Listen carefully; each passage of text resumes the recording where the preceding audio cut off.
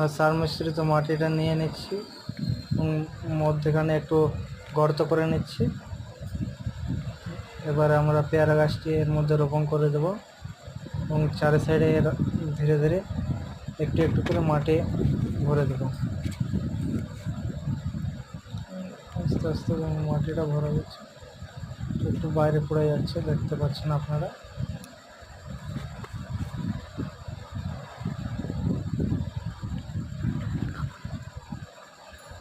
একটু চাপে ভরে দিলে ভালো হয়, মাটিটা অনেকটা ভরা যায়।